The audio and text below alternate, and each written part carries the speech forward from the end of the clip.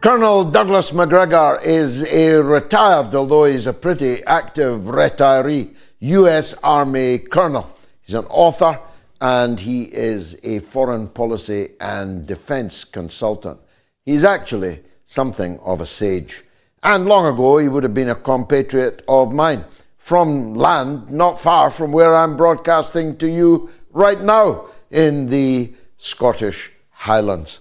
Douglas Macgregor joins us now from the United States. Colonel Macgregor, I'm always grateful for your wisdom. I follow you on all platforms. Let me put to you, if I may, the payoff line of a call I just took from Florida. The clue was in the flags that they flew. Dumbo the elephant and a jackass. Is that what you thought when you saw the Congress waving their Ukrainian flags yesterday? Well, first, congratulations on your new job. I'm sure you're a breath of fresh air. Thank you so much, in London.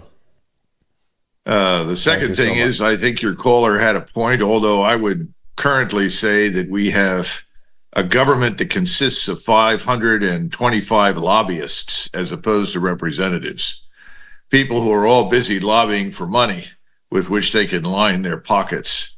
Now, some of them are just ignorant, which would fall into the donkey character. Some are destructive, which would follow the elephant.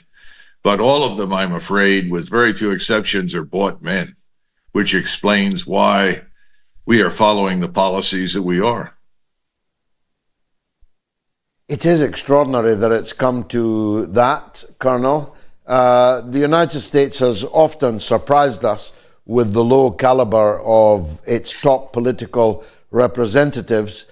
But looking at Joe Biden in the White House and looking at that nest of lobbyists yesterday, I think, ineluctably we must reach the conclusion that this is the worst it's ever been, don't you think?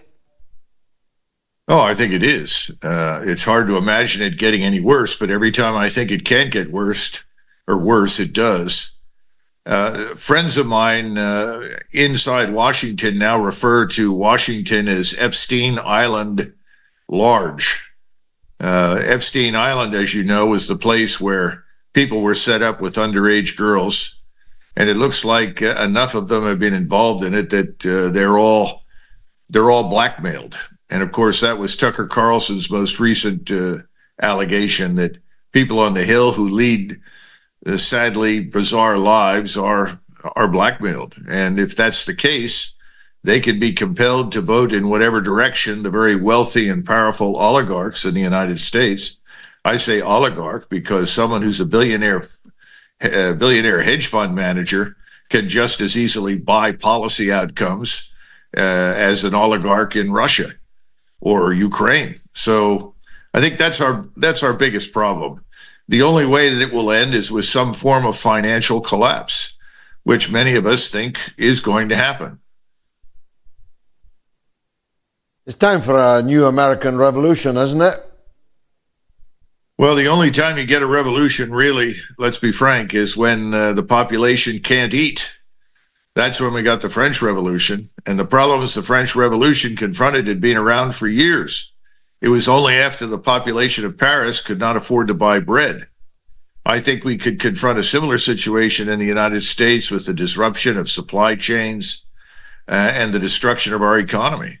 We're currently living on income that is at least 50% or close to 50% of government income. In other words, the so-called GDP is an illusion.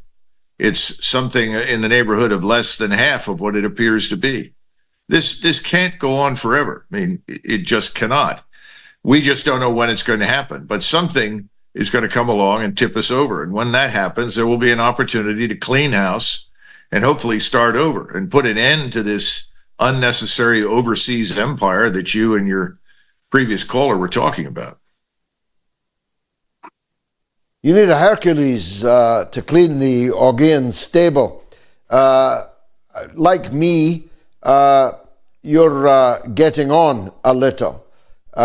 Is there anyone in the wings, younger than you and me, that's capable of doing that job? Well, we don't know. I think so, but I'm not sure. My point is that until these events happen, you rarely know who's going to surface. After all, in 1789, Napoleon Bonaparte was an unknown captain in the French army with very poor prospects. All of that within 10 years changes dramatically, and he ends up being the proconsul of France. Now, I'm not predicting the emergence of a Napoleon, and I'm one of these people that really dislikes the notion that any one candidate is going to rescue us.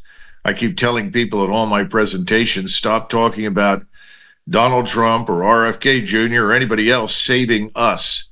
You've got to save yourselves. And I think Americans are beginning to figure it out. But we've got a long way to go, and Americans are not well informed. A lot of them aren't interested. They're too busy trying to put bread on the table.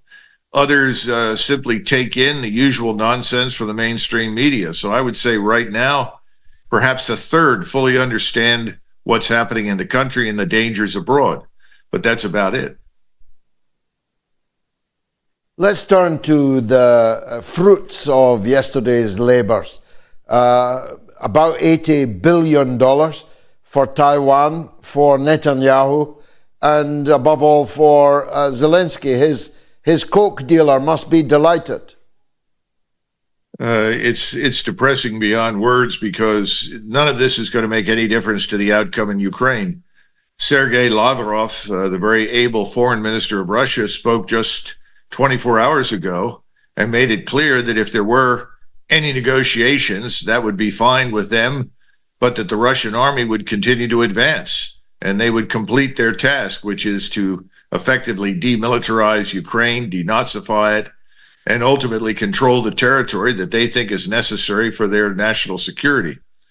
So I think we've lost this competition in Ukraine. I'm talking about Washington and its bid to put in a puppet government and threaten Russia. And I think the end of NATO is on the horizon. I think even the Europeans, who are even more misguided and utterly confused than much of the American population, they are going to realize that there's no future in this relationship between us and them, that they too have to save themselves, that they'll have to chart a new destiny for themselves.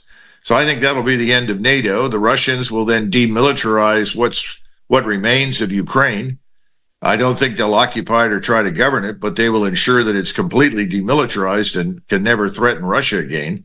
The question then is what happens in the Middle East. And in the Middle East, we're not sure that we're going to escape a major war in that region. Every time we think we may have put a new policy on the rails, we discover that the policy is being shattered by Mr. Netanyahu, who ultimately seems to exert a great deal more influence in Washington than Mr. Biden. What do you think to Garland Nixon's thesis that all of this clucking that we see being briefed to the media about differences between Biden and Netanyahu is simply a ruse, and that the United States government is actually fully behind what Netanyahu has done and is going to do? I think they're half right. First of all, I think until recently it was unconditional support for Israel. Then I think the reality has begun to set in with some of the senior people behind the scenes that are instructing Biden and controlling the Congress that there's a very real potential for a major war that would draw in Russia and China and other countries and could, frankly, destroy Israel and fatally harm us. And so now I think there's a sense of helplessness, and that helplessness leads to pleas for cooperation with Mr. Netanyahu. Mr. Netanyahu did not get what he wanted, which was a war with Iran. So that's a good thing. That doesn't end the probability of future war with Iran for Israel and us, but at least it's a breathing space. The bad news is he continues to enjoy unconditional support for this program of mass expulsion and murder in Gaza. And as we see within the last 24 hours, 26 people were killed in bombings last night, most of whom I'm told are children. So this nonsense continues, and no one is willing to stand up and stop it. It's a condition of moral bankruptcy in London and in Washington that is clearly without precedent, I would say.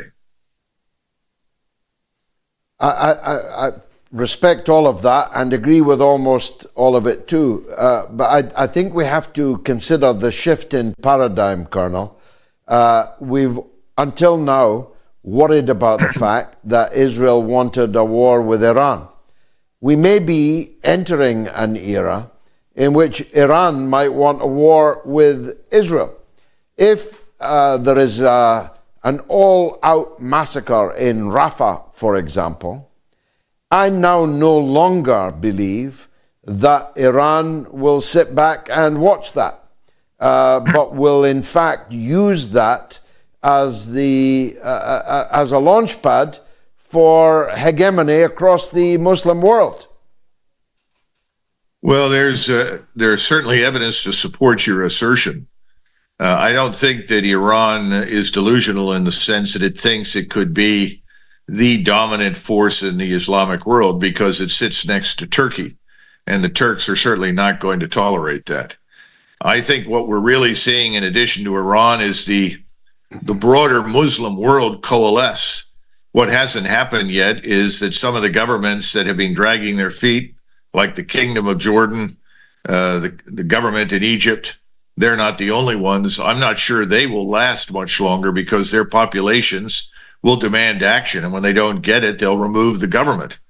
I think Mr. Erdogan has changed his behavior recently because he lost badly in Turkish elections, at least in part for his failure to engage decisively against the Israelis. So I think we're going to see more of the Muslim world engaged than we've seen in centuries. So that much Mr. Netanyahu has achieved.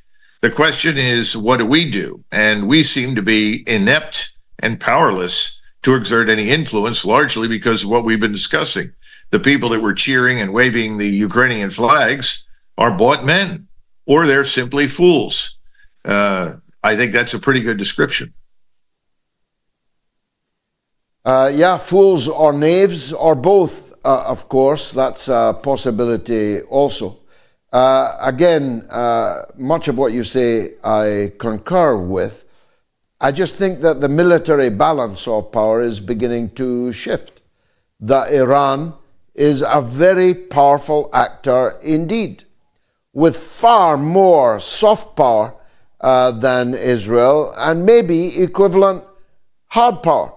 What do you say to those that speculate that Iran's newfound confidence in dealing with Israel is because they've already got themselves nuclear weapons?